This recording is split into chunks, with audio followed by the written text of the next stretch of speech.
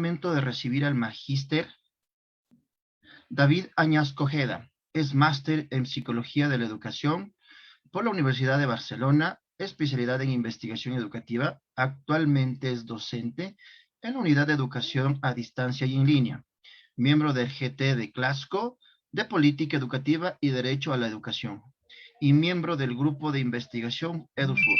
Bienvenido, magíster.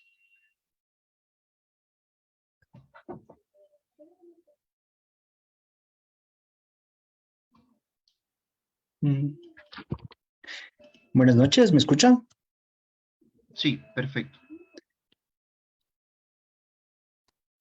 Bien, muchísimas gracias por la invitación. Gracias a las personas que están escuchándonos a través de la transmisión de Facebook. Muchas gracias a la Unidad de Estudios a Distancia por organizar este evento y a las autoridades por considerar que podríamos decir algo importante en torno a este tema. Muchas gracias a Paulina que ha introducido el tema y bueno, un saludo a todas y a todos los queridos estudiantes que nos estén escuchando. He titulado esta segunda parte de esta conferencia Educación, Neurociencia y Neuromitos. Mis propósitos con esta presentación son básicamente tres. Primero, quisiera señalar un aspecto muy general para tener una visión crítica sobre la relación entre educación y neurociencia. La tesis que vamos a sostener la noche de hoy es que esa relación no es nada casual, no es sencilla, es extremadamente compleja, como ya lo ha introducido la colega Paulina. Segundo, indicar en qué consiste un discurso o una ideología neurocultural, que es la manera, digamos, más crítica que podemos abordar el tema de las neurociencias, de la vulgarización de las neurociencias para ser más concreto. Tercero, alertar sobre neuromitos y la posible presencia de una neurocultura en educación, que ya vamos a explicar a qué se refiere.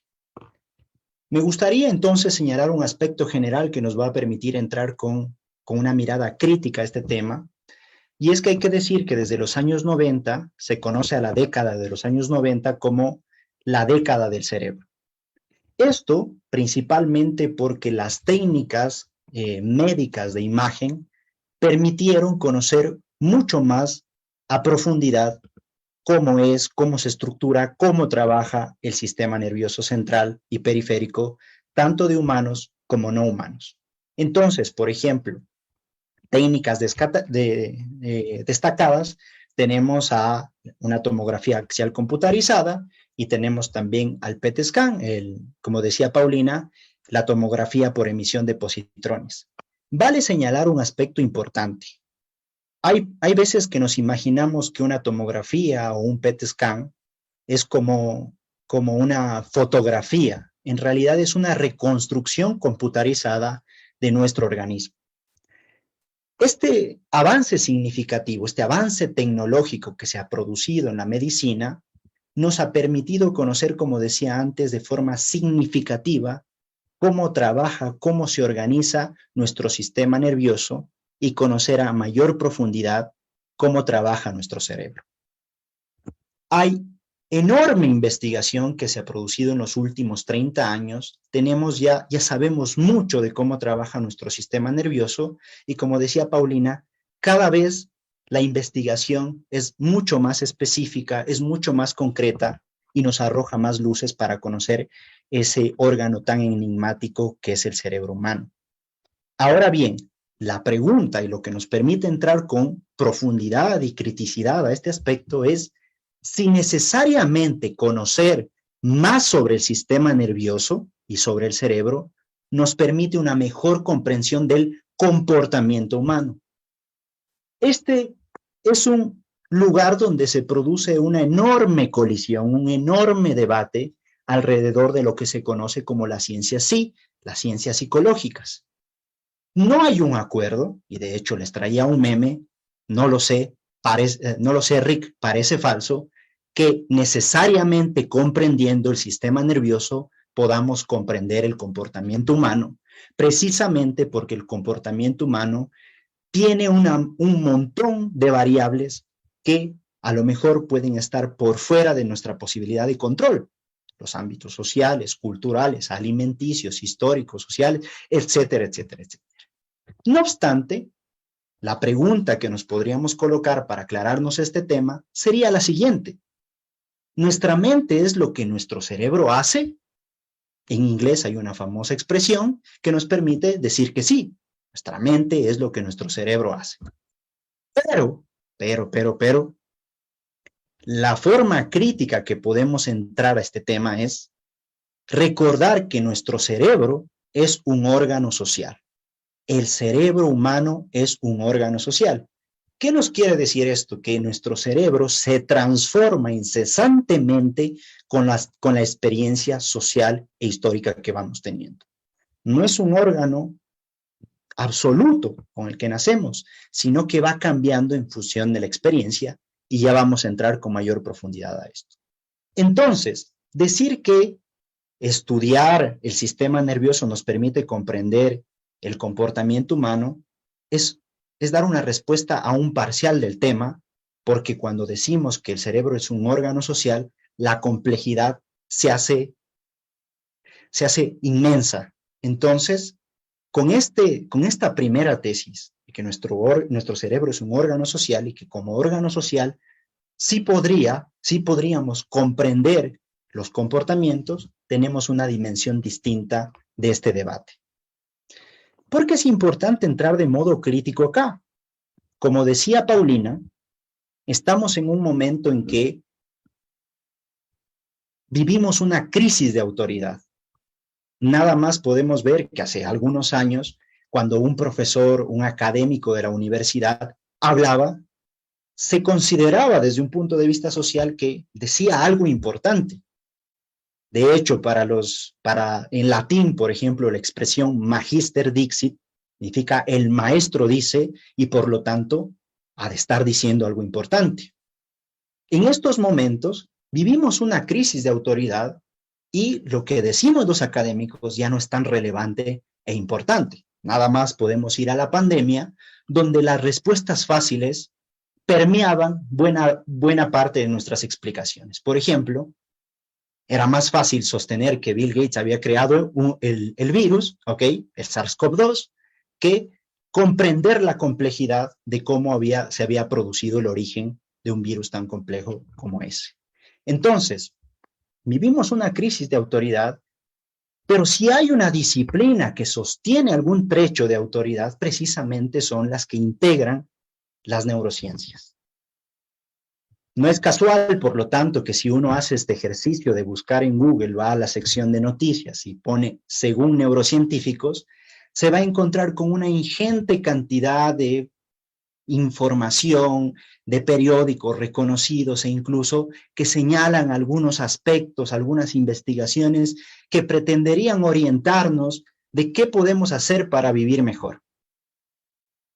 Entonces, cuando un neurocientífico o una neurocientífica habla, parecería y hay que disponernos a escucharle porque nos está diciendo algo importante. Y hasta acá estaríamos de acuerdo, pues habíamos dicho hace un momento que las neurociencias probablemente era el campo de conocimiento que mayor avance ha tenido en los últimos 30 años. Ahora bien, el problema viene cuando esto se comienza a vulgarizar, cuando comienza a haber una simplificación de las neurociencias. Entonces esto se rompe y tenemos pues una serie de discursos que terminan vulgarizando y que no tienen consistencia científica, académica ni intelectual. Por ejemplo, la idea de que hay que dar 8 abrazos al día porque la serotonina se va a impulsar y vas a poder vivir mejor. Los conceptos ya muy criticados sobre la programación neurolingüística que no tienen mayor sustento teórico ni científico. Grandes expositores, conductores de una nueva conciencia humana, como lo tienen ahí a Daniel Javid, sin tener ninguna especialidad, ni profundización, ni estudios sobre las neurociencias, dan grandes discursos de cómo vivir mejor a través de un discurso aparentemente neurocientífico. Y los famosos hoy podcast o Hack Lives que nos dicen qué tenemos que hacer, pequeñas cosas para vivir mejor, Por ejemplo, acá ponía como imagen referencial, potencia tu cerebro en 12 minutos.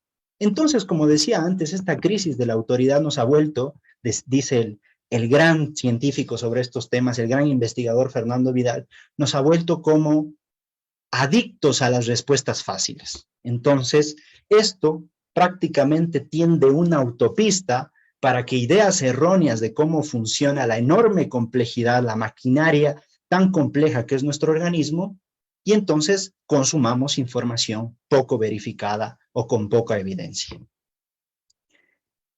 De ahí también han aparecido, por lo tanto, una serie de discursos, de prácticas, de disciplinas, como el neuromarketing, como la neurocomunicación, neuropolítica, neuroventas, neurooratoria, neurocoaching, ¿ok? Todo para un montón de prácticas para preciarse de importantes, le aumentan hoy el prefijo de neuro. Y con esto hay que tener mucho cuidado. Como decía, voy a ir poniendo referencias a lo largo de mi presentación. En la parte inferior, el importante investigador Fernando Vidal califica esto como casi que una ideología, la neurocultura. Como decía, es un contexto en que los discursos que parten aparentemente de una explicación de cómo funciona el cerebro intentan convencernos de ciertas prácticas. El propio Fernando Vidal, con una posición extremadamente crítica, dice en una entrevista que él se avergüenza como persona de la academia de que existan maestrías de neuromarketing. No está criticando al marketing en sí, lo que está criticando es a la pretensión de verdad que se asume cuando se agrega el prefijo neuro, ¿ok? Entonces, hay que tener cuidado con estos discursos y voy a poner dos grandes ejemplos la noche de hoy. Estos ejemplos son sacados de una gran colega de la Universidad de Chile, la profesora Evelyn Cordero, que compartió en sus redes sociales este pequeño video que los quiero compartir a ustedes. Vamos a poner atención porque son 12 segundos, pero muy significativos sobre lo que representaría la neurocultura. ¿Te imaginas que un aroma puede hacerte sentir la emoción que elijas? Quisimos hacer la prueba. Gracias a la neurociencia, Emotions logra un efecto psicológico inmediato en nuestro estado de ánimo, activando nuestras emociones. Energy, happy, calm. ¿Qué emotions quieres vivir hoy? ¿Ok? ¿Qué tenemos acá? El intento de vendernos una fragancia con la pretensión de verdad de las neurociencias. Si se fijaron, en un momento decía comprobado por la neurociencia que una fragancia puede generar una emoción. Independientemente de la profundidad investigativa que puede tener este aspecto, hay que considerar que nos están intentando vender humo a través del prefijo o de la concepción neurocientífica de la vida. Nuevamente el investigador Fernando Vidal ha nombrado como la cerebralización de la vida. Con esto hay que tener mucho cuidado nuevamente. Otro ejemplo de este fin de semana, calientito, neuroteología, que por supuesto también nos sorprende. Una publicación de Instagram, por ejemplo, anima a inscribirse a un curso donde te van a enseñar cómo leer la Biblia te va a transformar tu cerebro. Ojo, que no estoy criticando la lectura de la Biblia. Lo que estoy criticando es nuevamente la pretensión de verdad de que si usted lee la Biblia le va a transformar su cerebro, que probablemente sí, pero de aquí se está intentando sacar un provecho económico casi que vergonzoso, o muy vergonzoso para ser muy franco. En la parte derecha, usted encuentra, por ejemplo, aspectos como ¿qué va a haber en este taller? Dice, programa cerebral humano y propósito de Dios, el efecto de la palabra de Dios en el cerebro humano, plasticidad cerebral aplicada a la palabra de Dios y un sinnúmero de usos aparentemente estratégicos de lo neuro para animarte a leer la Biblia.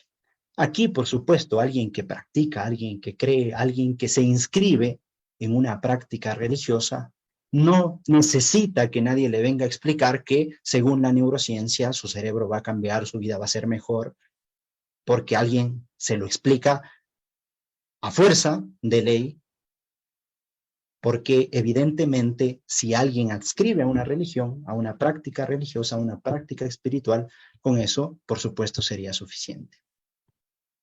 Entonces, dicho esto, e introduciéndonos en el tema de la educación, cuando ya miramos la palabra neuroeducación con estos antecedentes, ya tenemos sospechas. Ya comienza a ser sospechoso. ¿A qué nos referimos con neuroeducación? ¿A qué nos referimos con neuropedagogía? ¿A qué nos referimos con neurodidáctica? Entonces, antes decíamos, todas estas expresiones, neuromarketing, neuropolítica, todas estas expresiones, cuando vamos a ver qué hay dentro, hay poco rigor científico en lo que concierne a las neurociencias. Entonces, mi invitación es a cuidarnos que cuando hablamos de neuroeducación, de neuropedagogía o de neurodidáctica, exista rigor científico o se remita a evidencias científicas que puedan, en efecto, orientarnos sobre una eventual práctica educativa. Pero ahí también habrían críticas y recomiendo leer al profesor José Antonio Castorina de la Universidad de Buenos Aires, históricamente importante por sus estudios del aplicacionismo de las disciplinas psicológicas a la educación y que hoy comienza a investigar sobre los usos también del discurso neurocientífico en su relación con la educación. Por lo tanto, queridas y queridos estudiantes, queridas y queridos colegas, la relación entre neurociencia y educación requiere de un puente que es complejo de construir y que hay que seguirlo mirando de manera crítica. ¿Cómo podemos avanzar con una mirada crítica sobre estos aspectos? La investigación nos demuestra que hay 3 neuromitos que son fundamentales en la educación, que están muy presentes en la educación. El primero es el de los estilos de aprendizaje, el segundo del hemisferio derecho y el hemisferio izquierdo, y el tercero de las inteligencias múltiples. Quiero alertar que cuando yo enseño esto o cuando yo aprendí esto, también me dolió el corazoncito, porque ¿cómo me van a decir que los estilos de aprendizaje son un neuromito si yo he aplicado test incluso para reconocer cuáles son los estilos de aprendizaje? Pero lo cierto es que las neurociencias están señalando que estos son neuromitos y ya voy a presentar los argumentos de por qué. Pero hay una continuidad que nos permiten trabajar estos 3 neuromitos. La continuidad o lo que une a estos 3 neuromitos es que las diferencias individuales se explican por perfiles claramente predefinidos. Es decir, que cada persona tiene un perfil de aprendizaje definido que haría que aprendamos más rápido y mejor si caminamos por ese canal. Entonces, en los estilos de aprendizaje tenemos el famoso BAC, que hay perfiles visuales, auditivos y kinestésicos. La idea de hemisferio derecho e izquierdo, que hay personas que tienen el hemisferio, tienen mejor desarrollado, más potencializado el hemisferio derecho, y en la parte derecha está la creatividad, por lo tanto tienen mayor posibilidad de ser artistas. En cambio, los que tienen más desarrollado, mayor potencializado el hemisferio izquierdo, como ahí están las cuestiones lógicas, tienen más posibilidad de, por ejemplo, dedicarse a ciencias duras o aspectos abstractos. Y la idea de inteligencias múltiples, que surge con el importante psicólogo Howard Gardner en los años 80, nos dice que hay 7 tipos de perfiles e incluso se han agregado más en los últimos años, pero básicamente que hay una inteligencia lingüística, lógico-matemático, espacial, kinestésica, musical e interpersonal. Repitamos entonces la idea que está inserta en estos 3 neuromitos o en estos 3 discursos o en estas 3 teorías, es que hay diferentes perfiles de aprendices.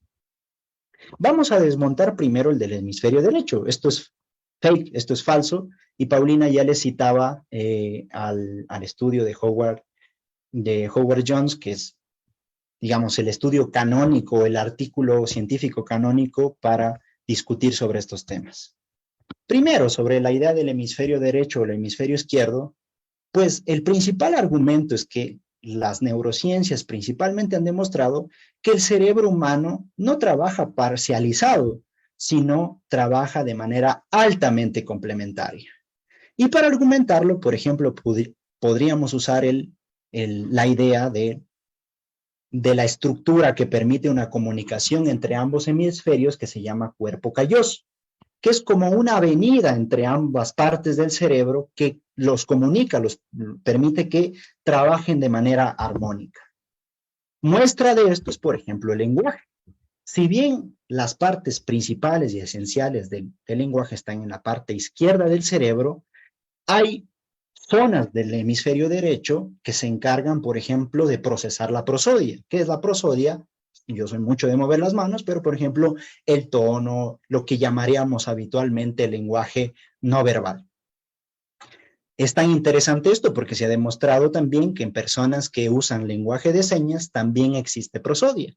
Entonces, dicho de manera rápida, la idea de que hay un perfil de hemisferio izquierdo o de hemisferio derecho y que la profe o el profe organice la clase según esos perfiles, de decir, tú Juanito, eres más creativo que lógico, te voy a poner a hacer actividades creativas, y tú, Anita, como eres más lógica que creativa, te voy a poner actividades creativas. Entonces, este tipo de prácticas no son rigurosas, precisamente por lo que señalamos. Nuestro cerebro funciona de manera altamente complementaria. Ahora, ¿cómo desmontamos los neuromitos sobre los estilos y las inteligencias múltiples? El principal concepto que traemos aquí es el de neuroplasticidad. El concepto de neuroplasticidad remite a la idea anterior sobre que el cerebro es un órgano social, es decir, que se transforma con la experiencia gracias a un proceso biológico que se llama sinaptogénesis. La sinaptogénesis se refiere al inicio de nuevas conexiones neuronales en masa. Hay dos momentos especiales, ¿ok? O dos procesos, mejor dicho, especiales.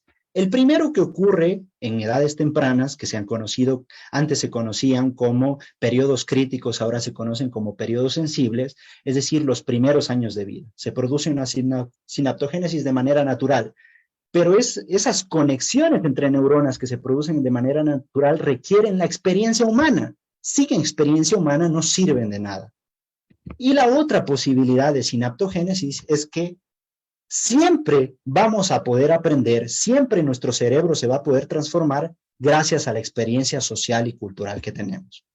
Por lo tanto, aquella idea, bueno, les traigo otro ejemplo, que no solamente cambian las funciones, sino cambia la estructura. Acá hay un ejemplo de un artículo científico que hay cambios en la materia gris cuando personas aprenden, por ejemplo, a hacer malabarismo. ¿Okay? No solo cambian las funciones, sino también la propia estructura, por supuesto, a nivel microscópico. Entonces, para ponerlo en un meme, a lo mejor ayude a aclarar, cuando nos digan que solo se puede aprender las cosas importantes en la infancia, digámosles, no, tenemos la neuroplasticidad, y gracias a la neuroplasticidad, a esta idea de que el cerebro puede cambiar, decimos que se puede aprender siempre y se puede aprender cualquier cosa.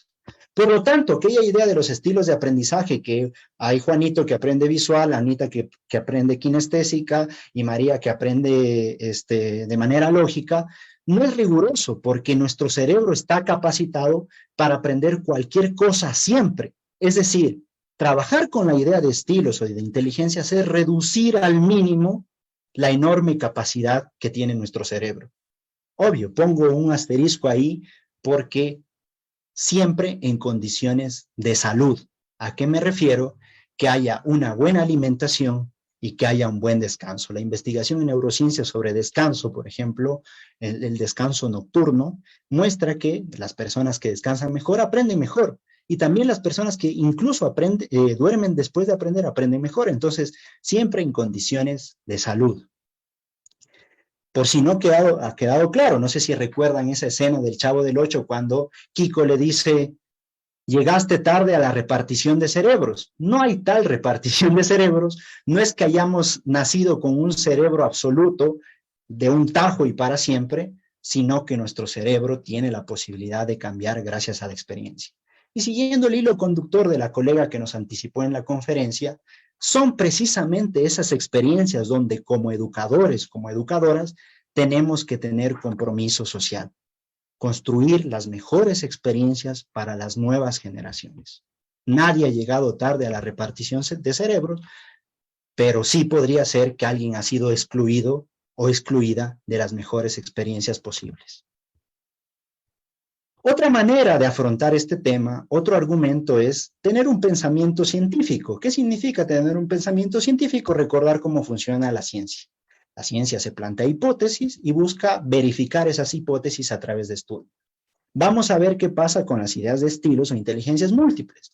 La hipótesis sería que las personas aprenden mejor cuando se les enseña según su estilo de aprendizaje o inteligencia. ¿Y qué creen?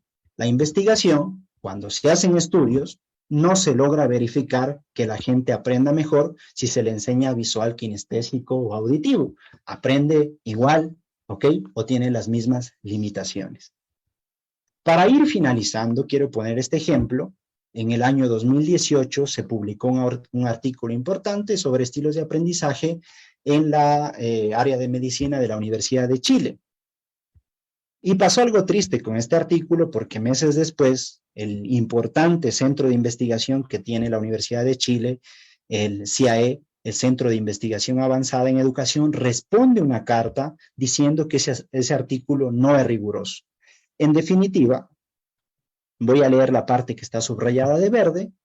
Dice Paulo Barraza, que trabaja en el centro antes dicho, dice, haciendo uso de una sana reflexión crítica, cabe preguntarse, ¿existe una base empírica sólida que sustente este tipo de prácticas? Se refiere a las prácticas con la idea de inteligencias múltiples o con la idea de estilos de aprendizaje.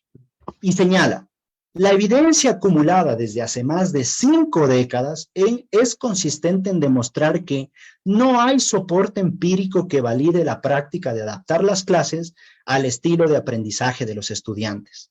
En otras palabras, los resultados de estudios bien controlados son contundentes en demostrar que adaptar las clases al estilo de aprendizaje de los estudiantes no mejora su rendimiento. La sentencia es contundente. No hay estudios que nos ayuden a verificar aquella hipótesis. Bien, ¿cuáles serían las conclusiones? Queridas y queridos chicos, queridas y queridas personas que nos escuchan, requerimos una posición crítica frente a los discursos neuro en nuestra sociedad. Discúlpenme, ahí ha habido un error mío, en nuestra sociedad. Neuro, cuando leo el prefijo neuro ya me asusto un poco y lo que tenemos que ir a ver es la consistencia científica y teórica que cada una de esas prácticas pueden tener. Segundo, que la relación entre educación y neurociencias no es sencilla, ni fácil, ni obvia. Entonces no tenemos que caer en modas ni tendencias, sino encontrar la mejor evidencia posible para a través de esa evidencia construir nuevas y mejores prácticas. Tercero, lo último que hemos señalado, desde el punto de vista neurocientífico, las ideas de estilos de aprendizaje, hemisferio derecho e izquierdo, lógico, creativo, inteligencias múltiples, son falacias. Esto sería todo de mi presentación. Muchas gracias por su atención. Muchas gracias también a la colega Paulina por su primera introducción. Entonces quedamos atentos a preguntas. Esta fue la ponencia del magíster David Añasco. Ahora damos paso a la ronda de preguntas. Iniciamos.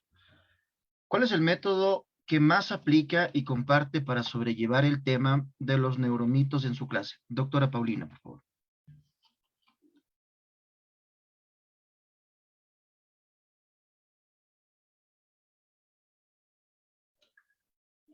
Estimada doctora, estamos en el micrófono. Ah, ya, perdón, no le escuché, discúlpeme. A ver. ¿Podría repetirme la pregunta, por favor? Por supuesto. ¿Cuál es el método que más aplica y comparte para sobrellevar el tema de los neuromitos en su clase?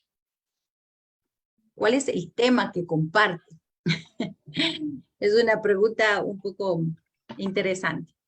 Bueno, le comento que no trabajo ahorita la asignatura de neurociencia en neuromitos, pero posiblemente el próximo ciclo. Entonces, dentro de las aulas y de la enseñanza, no estoy trabajando esta asignatura, ¿sí? Pero ¿cuál sería? Pues la que hacemos todo el tiempo, ¿no? Una clase práctica, una clase propositiva, una clase donde los mismos estudiantes puedan ir construyendo sus conocimientos a base de, como ya se dijo, de una teoría científica que esté comprobada sin dejarnos llevar o impactar por esta fiebre de lo neuro, ¿no? Muchas gracias, doctora. Continuamos. Como docente, ¿qué aspectos considera que son necesarios para generar un diálogo entre las neurociencias y los neuromitos? Magíster David, por favor. Muchísimas gracias. Esa es una pregunta muy interesante y para responderla hay que considerar que las neurociencias, como decía Paulina, son un conjunto de disciplinas, pero son un conjunto de disciplinas que estudian el sistema nervioso en diferentes niveles. Tenemos desde el nivel de las moléculas, genes, neuronas, redes, sistemas y comportamiento. Yo creo que los que pueden arrojar mayores datos o mayor información que sea relevante para los educadores es precisamente aquellos estudios que se hacen alrededor del comportamiento o de respuestas que pueden tener los individuos en situaciones de aprendizaje. Entonces, por ejemplo, los estudios que intentan demostrar si es que las inteligencias múltiples o los estilos de aprendizaje funcionan en la práctica, nos dan cuenta que evidentemente no hay mayor sentido usar ese criterio. Entonces, una de las maneras es ir precisamente a esos estudios, intentarlos conectar, intentarlos encontrar. Y ahí, por ejemplo, yo no soy neurocientífico, yo soy psicólogo de la educación, he recibido una asignatura en mi maestría de neurociencia, pero vengo trabajando 3 años en el ámbito. Entonces, mi responsabilidad es ir a encontrar evidencia que sostenga o que rechace algunas preconceptos que tenemos en la educación. Entonces tenemos una gran responsabilidad como docentes de intentar hacer una divulgación sobre estos temas, porque como decíamos antes, estamos padeciendo o somos casi que adictos a respuestas fáciles. Y tenemos que hacer un esfuerzo supremo los docentes por convencer a nuestras y a nuestros estudiantes que las respuestas fáciles no les sirven a nadie, menos aún en un ámbito tan complejo como es la educación. Muchas gracias, Magíster. Continuamos. Quisiera conocer cómo ha cambiado la neuropedagogía a través de los años en beneficio de los niños. Doctora Paulina, por favor. Bueno, como hemos visto, ¿no? La neurociencia ha venido desarrollándose a través de la historia y son estos estudios científicos y esta ayuda y aporte de la tecnología lo que ha permitido ir mejorando y cambiando y de alguna manera haciendo un trabajo que ahora nos corresponde, el hecho de que podamos dar una información verídica para que los educandos también no cometan los mismos errores que se han venido cometiendo. Como se venía diciendo, ¿no? Hay neuromitos que por lo general pueden ser que traigan consecuencias muy graves, ¿no? Dentro de la pedagogía hablando, y hay otros que no mucho dentro de la vida. Por ejemplo, uno de ellos está el de poner a los niños en música clásica mientras están en el vientre materno. A nadie le hace daño, ¿no? Pero dentro de la educación, una de las cosas que David ha sustentado, que son los diferentes estilos de aprendizaje, sí, son dañinos porque realmente han llevado a la exclusión de algunos estudiantes, a la simplificación de algunas características de los estudiantes y también a los docentes se nos ha llevado a invertir muchas horas en planificación de acuerdo a estos estilos de aprendizaje que a la final han resultado en no mucho aporte dentro de la educación, ¿sí? Muchas Estimado gracias, Eric, doctora. si me permite agregar solo un detalle, ¿sí? Yo creo que uno de los grandes aportes que tienen las neurociencias a la educación es, por ejemplo, un asunto muy sencillo, y es que en condiciones de estrés es muy difícil que los seres humanos aprendamos, ¿ok? Esto por diferentes factores orgánicos, pero es muy difícil que los seres humanos aprendamos en condiciones de estrés. Por lo tanto, los docentes no podemos ser enemigos de nuestros estudiantes ni podemos generar contextos, situaciones donde ellos se sientan amenazados. Recomendación para todas y todos los docentes, no únicamente porque es obvio que tenemos que generar espacios significativos, buenos, donde la gente se sienta tranquila, sino también porque tenemos una evidencia más, un argumento más de que es necesario que la gente se sienta tranquila en el momento de aprender. Muchas gracias. Para terminar esta ronda de preguntas, ¿cómo podemos identificar cuando el prefijo neuro se encuentra utilizado de la forma correcta? Magíster David, por favor. Sí, bueno, yo, como les decía, este es un tema que me ha interesado mucho en los 3 últimos años y una de las cosas que me he dado cuenta es que buena parte de esas prácticas se basan en lo que se llama un modelo triuno. Es un modelo que creó un importante neurólogo en los años 70 que se llama MacLean, Paul MacLean, y dice que hay 3 cerebros, el cerebro reptiliano, le llama así, digamos, el estímulo-respuesta, el cerebro mamífero y el neocórtex, el cerebro humano, digamos. Entonces, el cerebro mamífero se dice que es el emocional y el neocórtex es el que razona. Entonces, cuando uno entra en neuromarketing, por ejemplo, dicen, hay que hablarle emocionalmente. Acabamos de pasar las elecciones y los que dicen neuropolítica también dicen, hay que hablarle a las emociones. Pero lo que han demostrado los neurocientíficos, importantes neurocientíficos como Robert Sapolsky, ¿ok? O como Antonio Damasio, es que en realidad aquella división entre el neocórtex, que es la última parte que evolucionó, y el sistema límbico, que es el cerebro mamífero, no hay una división, no hay tal división entre emociones y pensamiento o razonamiento. Entonces, yo creo que lo que yo recomendaría al momento de ver el prefijo neuro es ver si es que esa explicación es simplista, si es que esa explicación de los 3 niveles, de las 3 partes del cerebro, es demasiado simplificada. De hecho, un famoso libro, incluso Premio Nacional de Ciencia de Robert Sapolsky, dice lo siguiente: el neocórtex es un miembro honorario del sistema límbico. Entonces, nos da la vuelta totalmente a la idea de que las razones deben controlar a las emociones, y como aquella canción de salsa que nos dice, la conciencia me dice que no la debo querer, pero el corazón me dice que sí puedo. No hay tal división, y esto hay que tratarlo seriamente en nuestra sociedad, que nos insiste en que hay que ser razonables, pero necesitamos de la emoción para razonar y necesitamos del razonamiento para emocionar.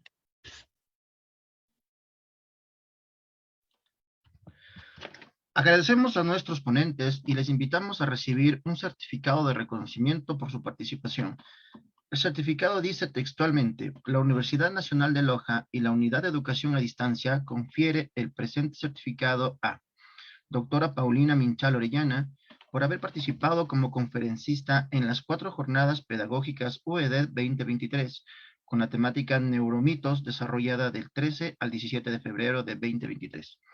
Loja, 13 de febrero de 2023, doctor Milton Eduardo Mejía Benalcázar, magíster, director de la Unidad de Educación a Distancia y en Línea, con el mismo texto para el magíster David Añasco Ojeda.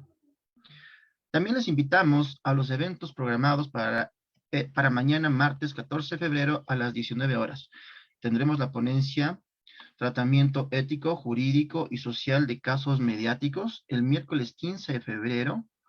Desde las 16:30 arrancamos con la conferencia Experiencias Internacionales en Agroecología. A las 19 horas tenemos Norma Zapa en su 7ª edición, y a las 20 horas Derechos Humanos y la inclusión de grupos de atención prioritaria en la educación superior. Una mirada social y jurídica. El jueves 16 de febrero a las 17 horas, el primer Foro Internacional Universitario, Experiencias Educativas Latinoamericanas, Educamos para Transformar. Y el viernes 17 de febrero a las 8 de la mañana, abrimos nuestras puertas para recibir a nuestros compañeros estudiantes que vendrán de todos los rincones del país para disfrutar de la casa abierta, jornadas deportivas, gincana y concursos de sketch uniendo distancias. Finalmente, les invitamos a formar parte de la campaña Da un juguete, recibe una sonrisa, que permitirá adecuar el Centro Infantil Provisional de la UEDL. Podrá realizar su donación en las instalaciones de la UEDL desde las 8 hasta las 12 y desde las 17 horas hasta las 21 horas. Sigamos disfrutando de la Semana del Estudiante con el hashtag UEDL Uniendo Distancias. Nos vemos mañana. Buenas noches.